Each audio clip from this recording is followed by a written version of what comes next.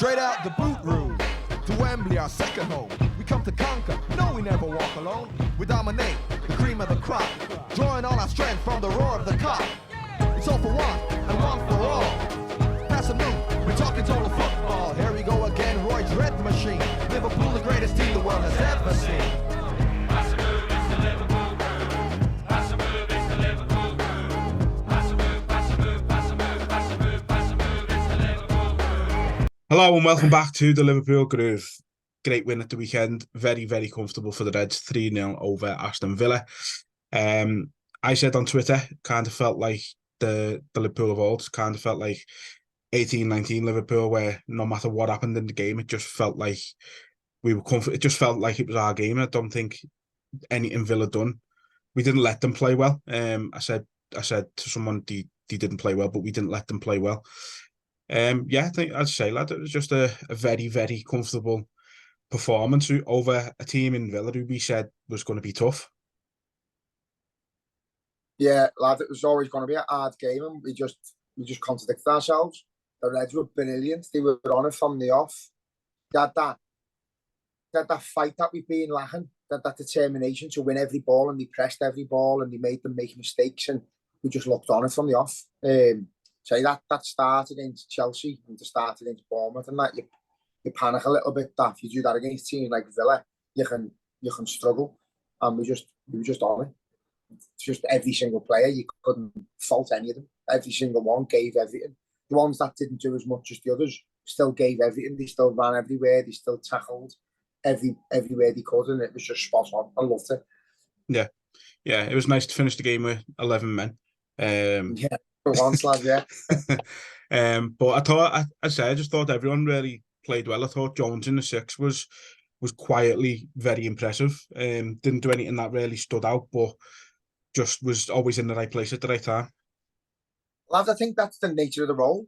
I think a lot of people didn't realise how good Wijnaldum was till he went, and then you see, like the likes of Endo, we were talking about him last week, that didn't actually quite do anything, but he must have done because he didn't get through us once. Only individual brilliance got through us, and it was the same again with Villa. There was no like balls in behind where we struggled. We just looked a complete unit again, and it's easy to say we're going to struggle with Gomez and Matip playing centre half. I don't think Trent went anywhere near up as much. He read the room. When it was on, he went into that role. But when they analysed it, he sort of pushed Matip right back, and he played more of a centre-back role, but doing what he does as the six. But I've got to take my hat off to Joe Gomez. I've put him down so many times. I've said he makes mistakes where a lot of his defending is down to himself. And don't get me wrong, he makes up, but he's been phenomenal since he came back into the team.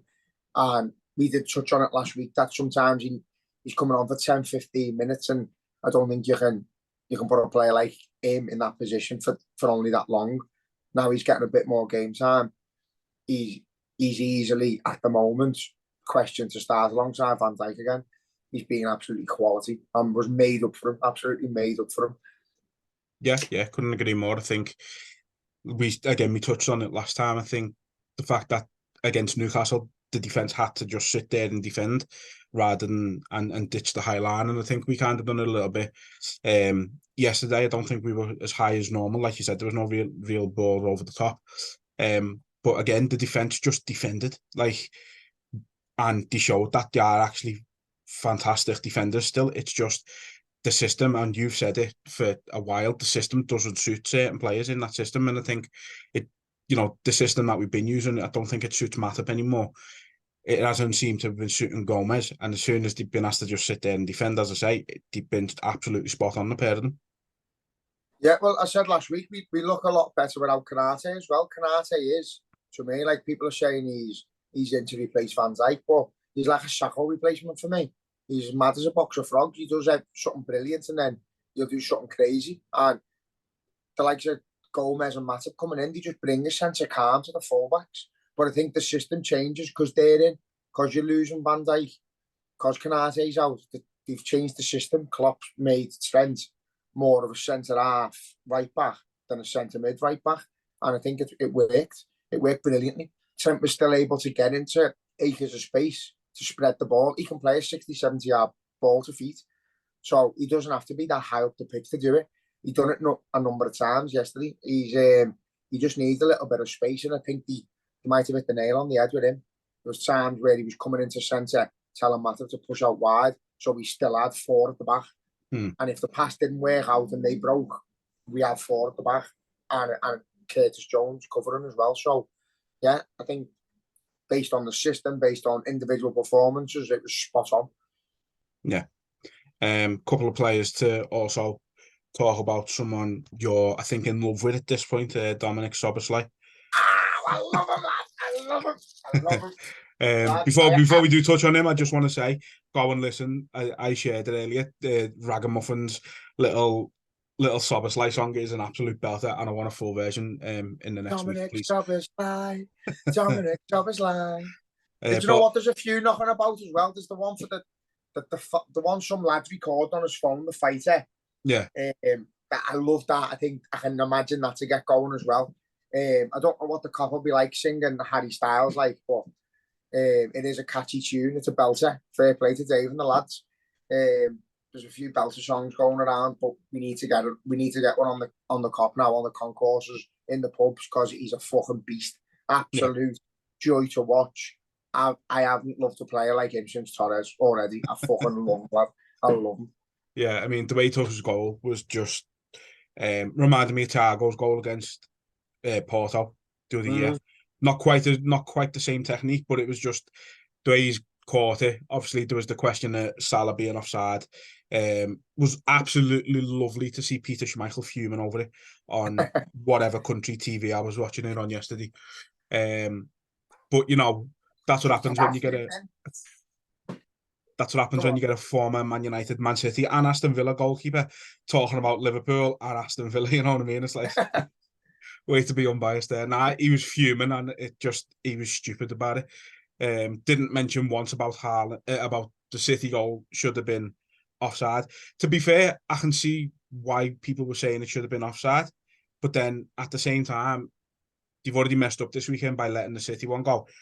You have to give ours as well. You talk about the consistency. If you're going to be shit, you've got to be consistently shit. You know what I mean? Yeah, and they are. To be fair, yeah, they are. They are. Even that Man United one yesterday, I thought that was close. Very. But the lines are the lines, aren't they? And when it goes in your favour, fucking who's asked. I know, yeah. But we're not gonna dwell on the refs again this week. But yeah, I mean, Szoboszlai, he's a breath of fresh air. I mean, you've been comparing him to Gerrard, and I think we're still a little bit premature on that one. But I know what you mean. Comparing him, like just seeing similarities in his game. Yeah. Like even the goal, the little stride he takes before it, you can hear Gerrard. You can hear it when he does it. That's what you're thinking. As soon as the ball lands there, we haven't had a player like that for a while who you think is going to hit that ball. We don't really score many goals from outside the box, lad, unless it's Salah. We just one of them teams. We walk it into the net, or we play lovely football to one-on-ones, and as soon as that ball drops, you know, there's videos going on, people are asking him to hit it properly. Yeah. And he hit it. Fucking he hit it. But not even that, lad. He scored that goal, and then about 10 minutes later, he's at the edge of our box doing a sliding tackle to win the ball back, and then spraying the ball. He's left, right, and centre. He's Gerrard. I love him. I really do. And I don't want to like overhype him because it's still early days, but you don't start that well and then be shit. Whatever he's got in his locker, it's already out and we've seen it, and we probably haven't even seen his best yet. He is an absolute joy to watch, lad. He's everywhere. And it can feel our lads on the likes of McAllister and Endo, because what they're doing, you don't really notice as much because he goes and does something 10 times better every time they do something. So McAllister had a good game, but he is like at the minute levels ahead of everyone. Like his brain, how switched on he is, his determination, his hunger, clean it up. Fucking 10 minutes to go, he's still running ragged around the pitch making tackles. And lad, just honestly, there's not many players that you stand and watch and you just want to fucking clap every time he does something. He's one of them players. Yeah.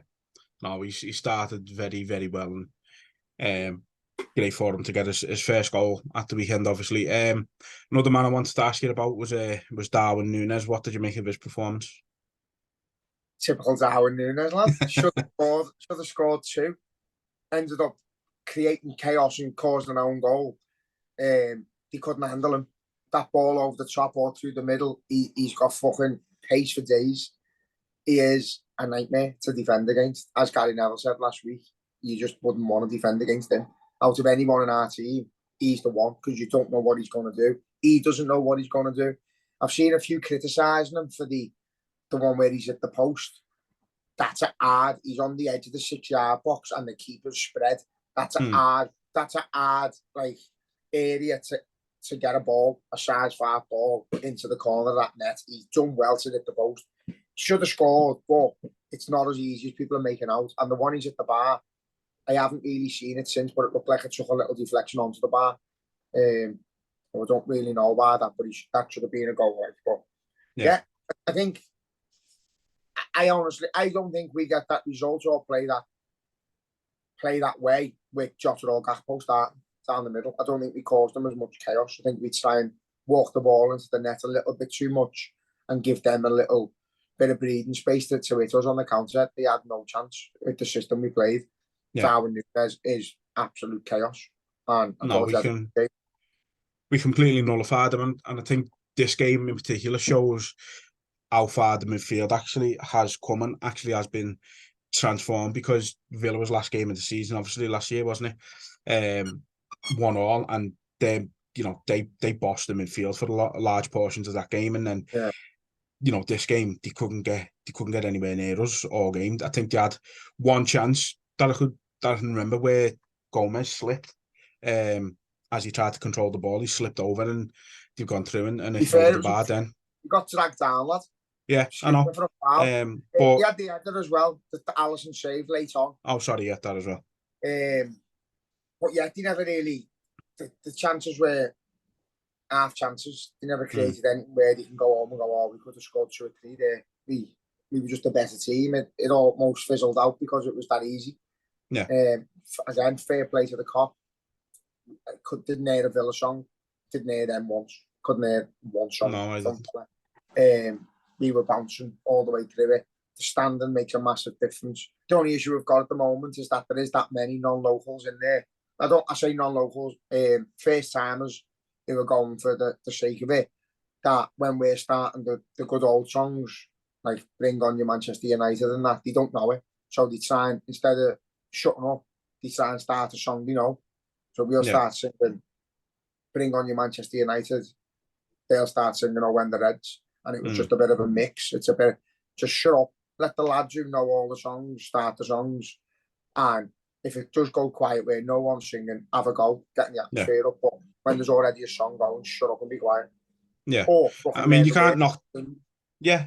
Obviously you can't knock them too much for trying to get involved, because how many would go there and just sit and be quiet for the whole game. So, but I know where you're coming from. It's a like a contest at times, lad. It's like a contest. Yeah, it doesn't need to be that. Like you say, if you know the words, join in or learn them for the next time, or just wait until the song is getting sung. But look, that's atmosphere overall was spot on, lad. Bouncing again, as you can see, my voice is fucking sore again. But brilliant, yeah. Just you can't help but cheer that. Can't help but cheer it. No. And be optimistic and positive and feel good. So I'm going in. I'm not drinking at the moment. I've been going in and I feel like I've had a bevy come full time. I'm fucking just elated. I've just got a spirit about me that can't wait to go back to the pub after it. And I'm fucking, I'll bevy. But I was out till 10 o'clock last night, not drinking, just having a ball, lad. Yeah. But that's what winning a football match does. Yeah, and you know what? It's we were both a bit, after the Chelsea game, we were both sort of a bit deflated and massively overreacted to that. But we're on 10 row, weren't we? Yeah, fucking hell. I was ready to throw myself out the top window. But look, we've proven that that was a one-off, I think, so far. And you look at where we were this time last season, for 4 games and we had 5 points. Now we've got double that. So we're on the right trajectory. City are just a robotic team. Then forget about them. Just focus. And everyone expected Arsenal to be doing as well as they have done. I think Tottenham surprised people with how well they've done, and West Ham as well. So it's an exciting season ahead if this is anything to go by so far. And I think we'll only get better. Obviously, since we last done an episode, we had Ryan Gravenberch come in. Who I think I absolutely fucking love him already. Some of the things he's saying, you know, he's kind of done a bit of a Caicedo. It's only ever been Liverpool. He's refused to get called up to the Holland under-21s so he can concentrate on Liverpool during the international break. I mean, he's got the cop on side immediately just for saying that, let's be honest. Yeah. So can't wait to see him in action, to be honest. I was saying that to me dad yesterday, like, you look at that team, you look at the team we fielded and then the bench. It's like, now we've got Jota, Gakpo, Elliott, Doak, Enzo on the bench. There was someone else as well. And then you bring him in as well. You've Pachetic, Thiago, all these players that are going to be available soon. Fucking hell, lads, there is. It's gone from looking so bleak to being scary good again, and it's great. Yeah. Don't realise how quick it can turn. But no. The way we were against Chelsea, it wasn't even like knee-jerk overreaction. We just looked horrendous. But again, we got a point away to Chelsea. We either took a point away to Newcastle and we got the 3. And then we won our own game. So that's all we can do. Beat or draw with the top 6 away from home and win all our own games, lad, and we'll be right up there. Yeah. And with the so we've got a team of hungry players who want to play for Liverpool now, and some things money can't buy. Like, you can have your Casados, you might be better than some of the players you might have bought. You Jude Bellingham's, and it's gonna fucking sound ridiculous, but you offer me at this moment Jude Bellingham or Szoboszlai, I'd pick Szoboszlai because he just fits us. He's not a one-man band. He wants to help the team and help himself. He doesn't it's not all about him. He's a team player, and he doesn't look like he wants to be it all about him. Doesn't want to be the superstar. He just wants to help us win and be part of it. And I don't think you can buy that, lad. Well, you obviously can, but for a lot cheaper than you buy superstars. So yeah. No, I think I don't know. It feels like he's got a bit of a point to prove for some reason, and I don't really know why, but that's the way he feels like he's playing. I don't think he has got a point to prove. I think he was very good at Leipzig. He's been good everywhere he's gone. He's young. I don't know. Maybe he has sort of seen Bellingham go for, 100 and odd million or however much it was, younger than him, similar positions, and he's thought, I'm as good as him. I'm going to show it, and I think he is, like you say. I think he's been up there for signing of the summer in the entire league so far. So yeah, he has. He's been absolutely quality. But again, for me, it's all about hunger, and we could have sat around and got a better offer somewhere else, took more money. You don't know what's going on, and he's come here, not really guaranteed a place really, and fucking out there he is. He's the first name on the team sheet for me right now. Yeah, definitely. Obviously, transfer window is now closed, but the Saudi transfer league isn't closed. There's still obviously the rumours are going around that Al Ittihad are going to come back in with a £200 million offer for Mo Salah. I said on Twitter, I don't think there's any amount realistically that we sell him for, because I don't think there's anyone out there that we can realistically get to replace him. And people will say, well, we can go and try and get Mbappe, or we can try and go and get Salah. That's where the realistically comes into it. Like, yeah. Let's be honest, we're not getting Mbappe. If he's not staying at PSG, he's going to Madrid. And and Salah, I don't think plays for another Premier League club. If he goes anywhere, it's going to be abroad. So realistically, there's absolutely no player in world football that we're going to be able to get and is anywhere near as good as Salah. So I just think we don't sell him at all. I can't see it happen. You just got to be logical. It's like someone offering you fucking 500 grand for your £100,000 house, but you've got to be homeless for a year before you get your other house. It just doesn't make sense. We can't afford to let him go now and not be able to buy anyone till January. But you're not going to get anyone who even fucking laces his boots in January, let alone next summer. There is no one you can look at now other than Saka. Not Mbappe obviously is a striker, you can't see him really doing the same job like Salah. Salah's quite happy to assist now as well. Yeah. There's nobody you can go and spend 200 million on. It's a waste of time. It's literally a waste of time, even entertaining it. I'm getting loads of people like saying to me, "What 200 mil? If we've got 200 mil, yeah. If you've got 200 mil, we've got 200 mil for fucking what? We've got a team. We've got our midfield rebuilt. We've got a keeper. We've got a backup keeper. We've got a fucking third keeper. We've got 5 defenders, 6 defenders. We've got Kwanzaa, who's fucking spot on when he came on yesterday. Yeah. Might need a fullback here and there. What's 200 mil going to buy us? Absolutely fuck all. Squad players, because you can't replace Salah. The issue we've got is he's 31, and eventually the time will come when Mo Salah has to leave Liverpool. But fucking hell, if he gets 20 goals this season and they offer us money next season, no. No, let him see his contract out for us, and if we don't make a profit, we don't make a profit. You keep one of the best players in the world happy, who saved us with everything he's had, everything he's got, and will continue to do so, hopefully. That's it. You've got to look at it like, so, what would you rather have? Would you rather have £200 million in the bank, or would you rather have another 4 or 5 seasons of the best winger the Premier League's ever seen?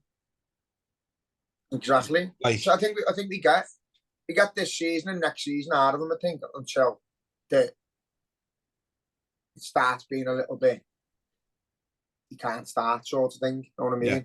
But you don't need that. The same as Ronaldo. He's in the same category as Ronaldo for fitness. Milner, fucking the unbelievable athletes. He's built like a fucking monster. So until he starts slowing down, until he starts showing signs that he's not as fit as he used to be, fucking just enjoy him. Shut up and get over it. Don't start preempting what he's going to be when he's 32, 33. Just see where he's at. He's a 31-year-old man. You know what I mean? He's fit as fuck. So let's just see where he's at. Hopefully he's still here come the next podcast when their window's shut. But we'd have to be absolute. Like, I'd expect us to fucking go and burn John Henry's house down if we sold him. I would. Because he's just left us in the shit. It doesn't matter how much money we've got, how much money we think we're getting, how much we've got in the pipeline for the future. To leave us for 3 or 4 months without a player like Mo Salah is a fucking travesty. So, if it happens, it's money motivated and only money motivated. The club comes second to money, and that's a fucking sign that it does. So let's see how we go. Yeah. No, you're right, and I think it's just, like I say, I think it's all non-stories, to be honest. I'd be surprised if they even did actually come back in with another bid, but, you know, while their window's still open, I suppose you can't rule out. But like you said, there's no one out there you can get to replace Mo Salah, and what we need to do with it is got to be smart. You bring someone in for 40, 50 mil as his replacement full-time in a year or two, so we can get used to the system properly, get used to sort of how Salah operates. I'm not saying, you know, just be a carbon copy of Salah, but, you know, similar to the way Gakpo had a bit of time to work with Firmino and see what his game was like, and you see that he does do similar things to him. So that's what we've got to do. I'm not even worried, lad. He's not going, is he? Let's be honest, it just won't happen. I think Klopp will walk if we sell him and can't replace him straight away. Maybe we might as well just fold. And it's not even being dramatic. He's going to get us 20 goals this season. He might fire us into the top 4. So to literally say, I'm quite happy to lose that just for 200 mil. What's 200 mil? So we're not going to get a penny of it. I'm paying to go to the match. I want to see Mo Salah in a red shirt. I don't want 200 mil in John Henry's fucking bank to spend it on nobody, because there's nobody available. So just got to see how it goes. But again, I'd say to people who are saying put the money in the bank, stop fucking judging what Mo Salah's physique is going to be like in 2 years' time. Let's see. When he starts showing signs, he's slowing down. But for now, he's not. He was fucking everywhere yesterday again. Set up one, scored one. Fucking happy days. Enjoy him while we've got him. Enjoy him while he's still the king and he's still fucking doing everything for the club. But I do think it's a non-story. I think it's them testing the waters to see whether he'd turn his head a little bit. And obviously, I think if a £200 million bid came in, it'd be based on his team saying, you know what, and he is interested here, and then a panic. But I think it's a non-runner, really. Yeah, and you know what? I think from what I've been reading and stuff like that, I think it sounds like Salah's going if Liverpool will agree to sell me, I'll accept an offer, but I'm not going to push anything. I'm more than happy to stay at Liverpool. If Liverpool don't want to accept, I'm not going to throw my toys out the pram. I'm going to get on with it, which he showed yesterday. And you know what? I think you can't really. He's basically saying, as long as Liverpool want me, I'm here. Exactly. And do you know what? He's a proper professional. He wants to win trophies. He wants to succeed at the top. Going there just makes you a fucking like a pantomime player. All of a sudden, you're just not worth the fucking carry. No one outside Saudi Arabia is going to take an interest in you. Probably got 30,000 fans at your match. Like, might as well sign for Everton. No, I mean, like you said, he wants to win games and stuff, so pointless, isn't it? Oh, but he wants to be taken seriously. He wants to go to the top. You know, if we can do well in the league this year, there's no reason why he can't be in the shout for the Ballon d'Or again. Yeah, no. I'm just glad, or overall, to be honest, I'm glad the transfer window's over. Silly season, as we like to call it, is done. It's dusted. It's out the way. We just fucking concentrate on the footy and supporting the lads. So yeah, it's nice. Obviously, international break is shit. Trent faking his injury yesterday, so he didn't have to go and play for England was nice. Well, at least that's how I looked at it anyway. But you know what Ferguson's always had players doing it, lads, when they were comfortable. You'd see the likes of Beckham and Scholes, fucking Neville limp off every game, and he wouldn't go anywhere. Giggs wouldn't play for Wales. They were just clever, because that's your bread and butter is your football club. Yeah. So hopefully we can start being clever with stuff like that. Yeah. One other little thing, obviously, Europa League group was drawn. Obviously, we got Lask, Toulouse, and who's the other one? I can't even think. Who else did we get? Lask, Toulouse.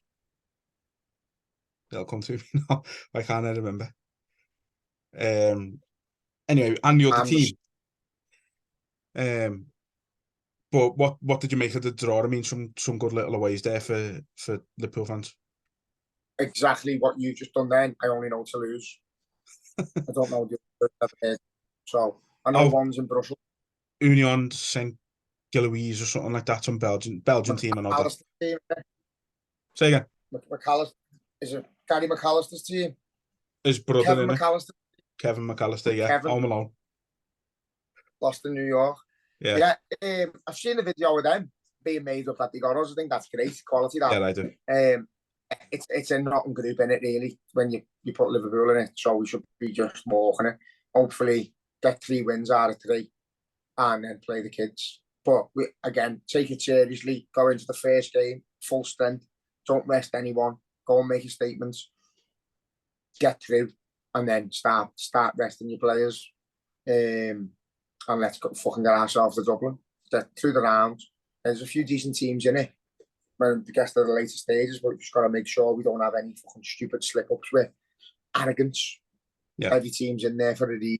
We're obviously, based on last season, that's our level. So we've got to go in there kicking and screaming that it's not, and that we want to make a statement that we want to play Champions League next season. And the way to do it is by winning that. So let's go in full strength. I want the same for all the cups. Yeah. Obviously, no, it'd be nice to go on a few cup runs like this season. Especially just for like the players who aren't going to play as often, the likes of your Kelleher's, your Simicas, you know, Kwanzaa even as well. Just the likes of these players who are going to make sure you've got a good core, spot on core, and then your branches, they can be whoever. As long as you've got a few starting strong, experienced players in there, you're going to do all right. And the likes of the League Cup and early down to the FA Cup. But say that the Europa League, we need to win that. Yeah, we need to win it. So go out and make a statement. It's a trophy at the end of the day, isn't it? So you got to, no doubt the lads will be taking it seriously. No doubt Klopp will be taking it seriously. We as fans have got to sort of take it seriously. Just pretend it's the Champions League. Who gives a fuck? At the end, like say, if you get to Dublin and win a trophy, you're not asked that you had a season in the Europa League. Once you get out the group stage, you get to the last 16, you get a decent draw, and the quarter-final, semi-final, you start going up against better names and bigger teams. It's a European competition, lad. You can only beat what's in front of you. You just got to take it serious and say there won't be no fucking donkeys in the final. Won't be semi-final, final. There be no donkeys. So, you know. It's like that thing, innit? You are a donkey. Yeah, fucking hell. That's all I can see in my head then. But yeah, to be none of that when we get to the later stages. So hopefully we're there, or it'll be a bit embarrassing to be honest. But got to take every game as it comes, lad, and beat whoever's in front of us. It's not a bad start at all. No, to be honest, it's better than I thought we were going to start the season. I'll be honest. I didn't think we'd end up with 10 points after our first 4 games, if I'm being completely honest. So, you know, the fact that we've gone to Newcastle with 10 men, done what we've done, played Villa, who, again, very strong side.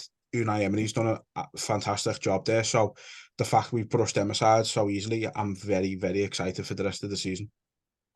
Yeah, potential's there again. We can't. We've all said like the reality is aim for top 4, but don't know where we can end up, lad. No, we don't. We could end up in a title race at the minute. We don't think it's going to beat us. Yeah. But you got to hopefully the referees give us a little bit of a hand and get a bit better and start making decisions against the teams that are fucking challenging us, that are right as well. Well, the Man City are a monster. Arsenal are doing well. Tottenham are doing well. It's nice to see Newcastle struggling. Man United struggling. It is. It's always nice to see. Again, Newcastle have all of a sudden piped up with the fan base, who've always been a brilliant fan base, and they're becoming gobshites now. Entitled little weapons who think they're going to just win everything, and it's stupid. They want to stay humble and enjoy the ride because it won't last forever. No. So you need to shut up and just realise that until they are a bit better and win things, be quiet. Yeah. Well, look, transfer window being over means there's not quite as much to go over, so I think we'll leave it there for today. Whether we do one next week, I don't know. It depends if anything major happens. Obviously, with it being the international break, there's no game to talk about, and we don't give a fuck about international footy. So, yeah. But we'll definitely be back after the next Liverpool game. So, maybe next week, but we'll wait and see. But other than that, for now, it's been a fantastic start to the season. The Reds look like they're flying, and long may it continue. The Reds are coming up the air, boy. Up the Reds.